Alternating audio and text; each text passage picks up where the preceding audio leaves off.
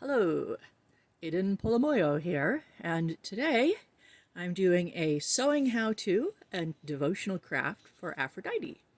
And to do this, you'll need a sheet of paper and a pencil for the pattern. You'll need a needle and thread, and some scissors. I have two kinds because I'm fancy. You'll need some kind of stuffing. If you don't have fiber fill like this that's intended for that, you can use small scraps of fabric or bits of foam or even literally cotton balls, anything that's soft. And then, of course, you'll need some kind of fabric to make this out of. We're making a plush heart. And the things that I find that work best for that, felt is an option. Felt. Or fleece. It's very common and comes in every possible color, so that's nice and can be quite soft. But my favorites actually are either minky, which is just very short, fuzzy plush, lovely, little more expensive than the felt or the fleece, but not too bad. Or actual fake fur, which is what this is. This is one of my favorite fabrics. Very soft. Very nice. And, you know, pink for Aphrodite. If you don't have any of those, you can also use an old t-shirt. Just, wash it, make sure it's clean, and cut it up. T-shirt jersey knit makes for very nice, pleasant plushes. But we're going to use this. But first, I need a pattern. And since I want my heart to be symmetrical, I'm going to fold this over. And I'm going to make a pretty small one, because I want it to fit in my shrine, and my shrine is pretty crowded. So we're going to sketch a little half a heart. And I'm going to make it kind of just a little exaggerated at the top there.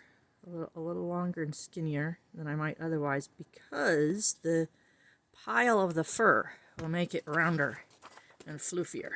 So this is why I have two sets of scissors. Fabric scissors, paper is bad for them.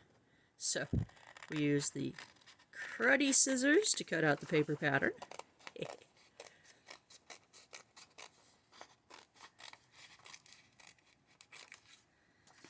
So there's my heart. And then let's lay out the fabric with something that has a pile, like for a minky. Be aware of which direction it's going. So I want it like so that it goes down. I think that's what I want. And then I'll need to draw two of these, of course, because we need a front and a back.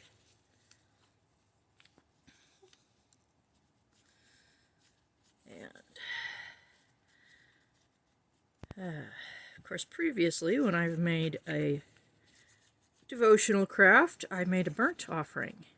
But I don't recommend setting fake fur fabric on fire. It doesn't burn very well, and the smoke is toxic. And this will be nice to have. Nice to set in my shrine. Nice to cuddle with. You know.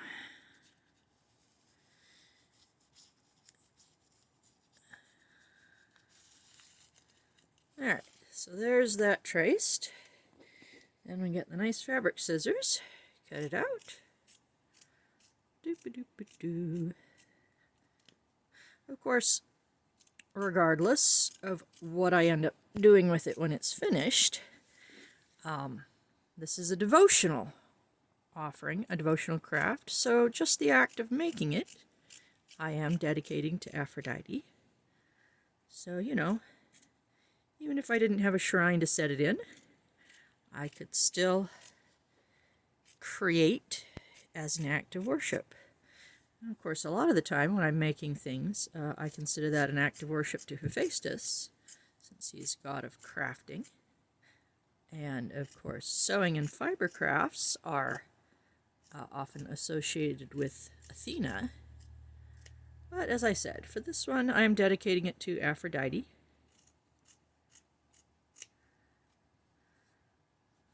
Alright, get a little extra fluff off of that. Let's cut out the rest of this one.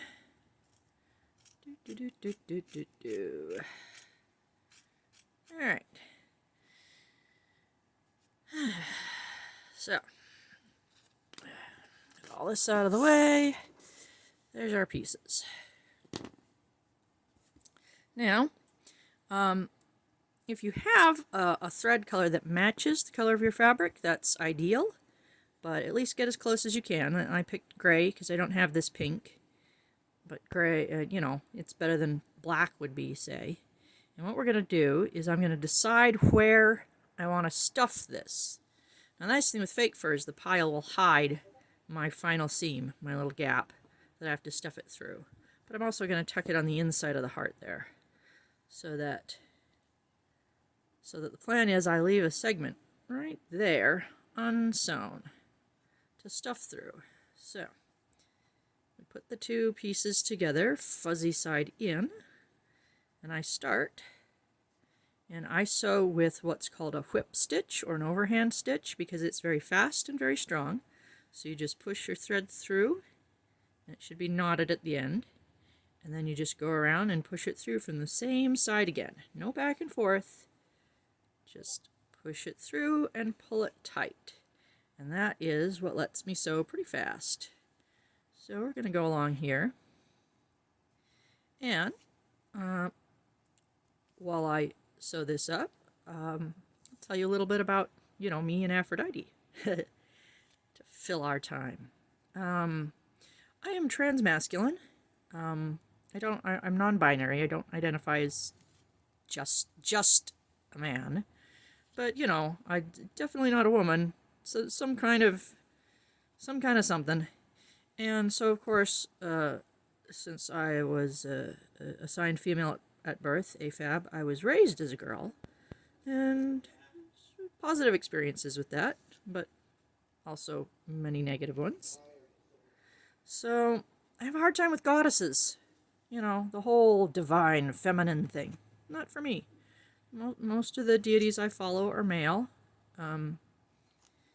Anybody who knows me knows I primarily tend to follow Aries.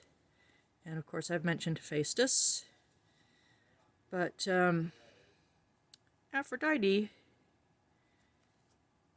is, I don't know.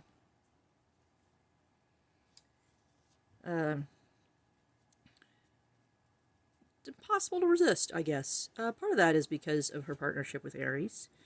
But a lot of it is that she's not... And obviously she's a goddess. She's very feminine, but not in a traditional patriarchal kind of way. I mean, so many of her stories are about her defying that, you know, fighting against that, loving Ares even though she was supposed to be married to Hephaestus, you know, all these things. She's not contained by these binary ideas. She is so much more than that. And so that appeals to me a lot. I think that's very important. And of course, I'm very queer and very polyamorous. And that last in particular, I gotta thread my needle here because I ran out of thread. That last in particular is very Aphrodite. She had a lot of lovers, mortal and divine. You know, I'm half of Olympus. And I think that's great. I think that's wonderful. Something to aspire to. And so, of course, as the goddess of love, and me being polyamorous and always wanting to, I don't know, love everybody. Spread the love around. So she suits me. And so that's kind of how I've ended up. Despite not liking goddesses, how I've ended up with Aphrodite is someone very important to me. So.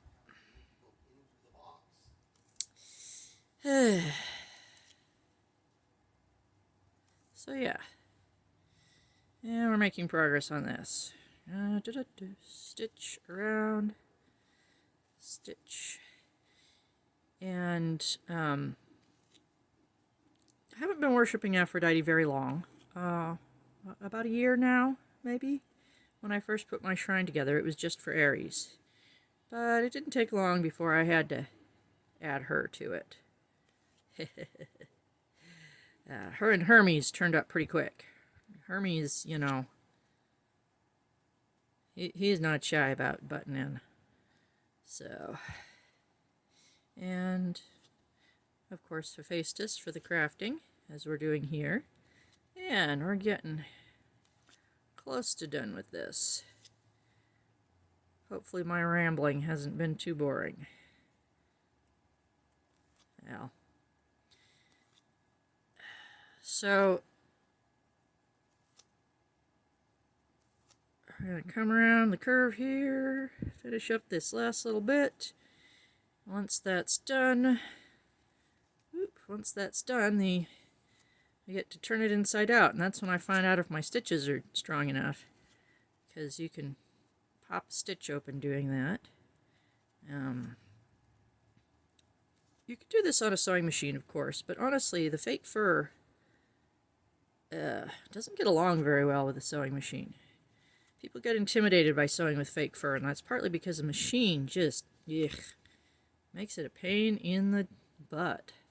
But hand sewing, for a small project like this, it's not much slower. I mean, we've been not even 10 minutes sewing this up and rambling on, and I'm almost done. So let's see. Oop. Thread snagged there. Alright. Pull my last couple stitches nice and tight. And then I'm going to finish by looping through the thread and tying a knot. Oh, I got a visitor. There's my cat. Hi, cat. Scoot your butt out of my project. Alright, so now we turn this. Move, cat.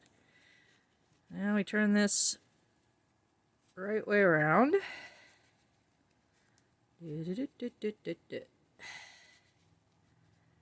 You're so helpful, kitty. So helpful. Alright. There we go. So close to done. So, let's get a little bit of stuffing. Put the stuffing inside. You know, it's like they ask you at Build-A-Bear, do you want it firm, do you want it soft? The firmer you want it, the more stuffing you cram in. But we're going to leave it pretty soft. Just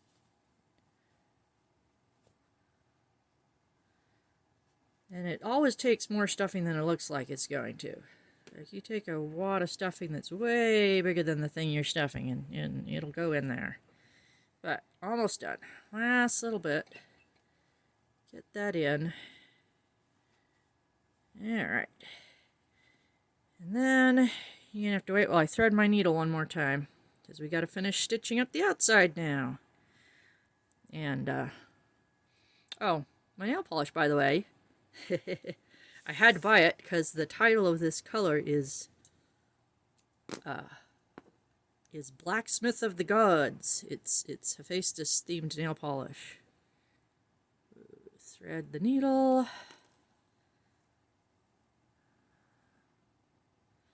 Tie a knot. Alright, so now we're sewing up from the outside. Like I said, this is why I like to use fake fur, because it hides that seam. So I don't worry too much, but try to make it nice and neat, because you'll see it just a little bit maybe if you look close. And of course, if you're doing something like the felt or t-shirt fabric, it'll be a little more obvious. And I do the same whip stitch. I'm just going to go a little more slowly, a little more careful to get it nice and neat and tidy. And pick any fur that gets stuck in the loop out. Just pick it out with the needle. And there we go. Couple of stitches. Close that right up. And almost done. And just like before, when I get to the end, I'm going to pass my needle through the loop. Pull it tight, tie a knot in the thread, then we clip off the excess pretty short so it doesn't show. And then I'm just going to kind of fluff that up. All right, one plush heart, very soft, that I can go put in my shrine for Aphrodite. Thank you for joining me. Hey, I'm adding a little follow-up to the Craft for Aphrodite video. What you're looking at here is my fabric storage wall. I have been a sewing craftsperson for nearly 20 years now. I've collected a lot of fabric in that time. And, you know, so a craft like this, I can just haul out the color of my choice, but I know not everyone can do that. And I'd like everyone who wants to do this to be able to. So this is my Minky scrap box. You can see there's lots of different colors. And down here, giant tub of fake fur scraps, mostly darker colors, some few brighter things. So if you want to make a devotional craft, a little small item for Aphrodite or for anybody, and you do not have the fabric to do it with, I will send you some. If you can, I'd prefer you pay shipping on it. No charge for the fabric, though. And anybody who doesn't have the money for shipping, I will send it anyway. I want to help people. I want to let people be able to do these things. And, you know, I'm in a privileged position where I can.